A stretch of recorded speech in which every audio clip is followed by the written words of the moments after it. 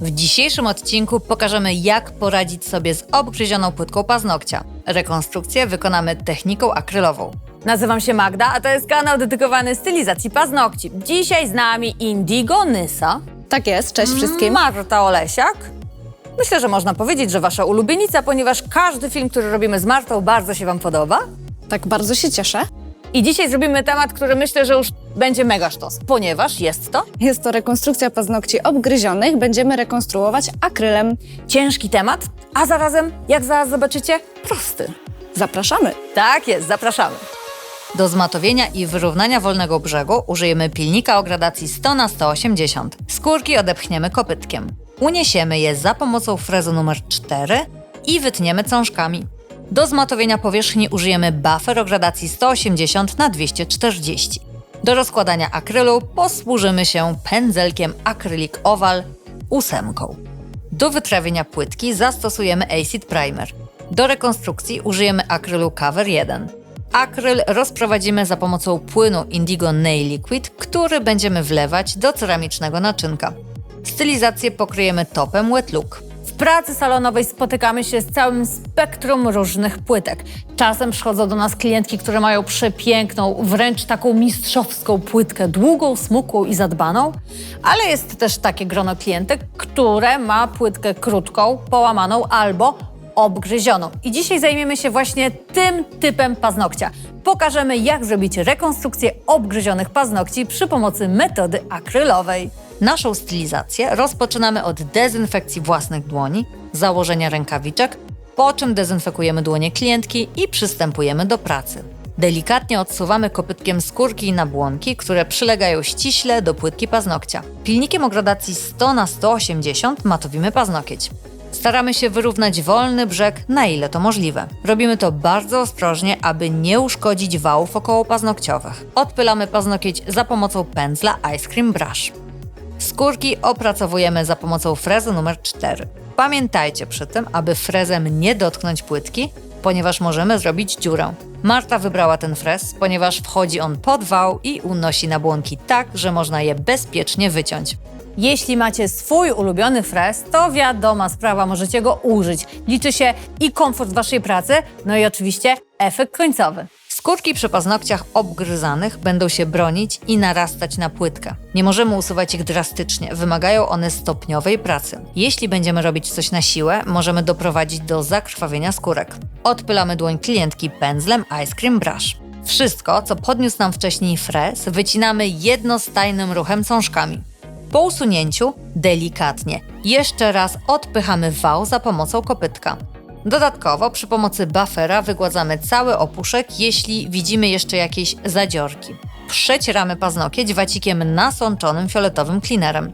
Upewniamy się, że przestrzeń przy skórkach jest oczyszczona i matowa. Jeśli nie oczyścimy dokładnie całej powierzchni, produkt może nam się zapowietrzyć. Dostaliśmy informację od naszej klientki, że poprzednia stylizacja się nie trzymała i gdzieniegdzie pojawiły się zapowietrzenia. W takiej sytuacji wyciągamy ciężkie działa. Acid Primer to produkt, który sprawia, że powierzchnia płytki staje się jeszcze bardziej szorstka i sucha, co sprawia, że się bardzo dobrze scali z masą akrylową, którą za chwilę będziemy nakładać. Na przygotowany paznokieć zaaplikujemy Acid Primer. Nakładamy punktowo, tylko na naturalną płytkę. Produkt odsączamy o wacik. Nasza klientka chce przykryć swój kolor naturalnej płytki, dlatego sięgamy po produkt w beżowym odcieniu. Nakładamy akryl Cover 1. Zamaczamy pędzel Acrylic Oval w likwidzie.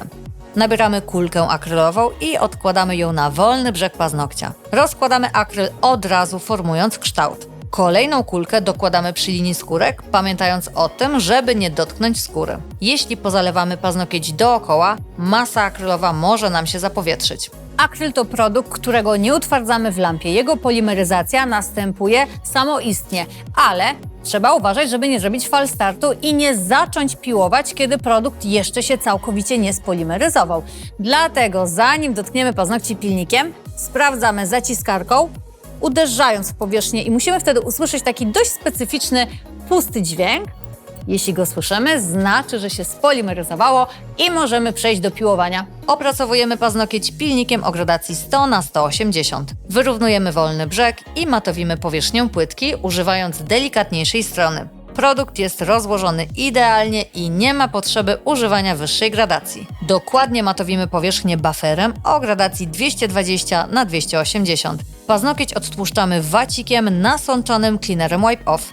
Całość pokrywamy dowolnym topem.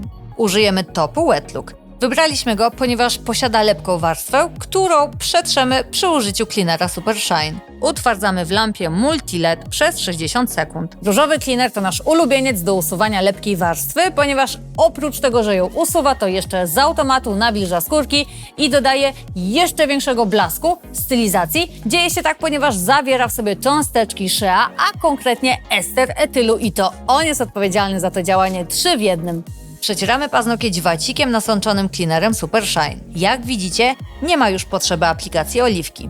Na koniec polerujemy paznokieć suchym wacikiem, tak aby usłyszeć charakterystyczne piszczenie. Te paznokcie są dość króciutkie i jeżeli nasza klientka byłaby troszkę rozczarowana, bo chciałaby mieć dłuższe, to warto ją uświadomić i powiedzieć, że na tak kruchych fundamentach, jakimi są obgryzione, króciutkie, złamane, zniszczone paznokcie, budowanie większego, długiego paznokcia jest po prostu ryzykowne, dlatego lepiej jest poczekać 2-3 tygodnie, aż te paznokcie wzrosną, zabezpieczyć je właśnie w taki sposób, na przykład metodą akrylową, tak jak my dzisiaj na odcinku i dopiero kiedy przyjdzie do nas po raz kolejny, a płytka nie będzie obgryziona i naruszona, pomyśleć o nieco dłuższej stylizacji.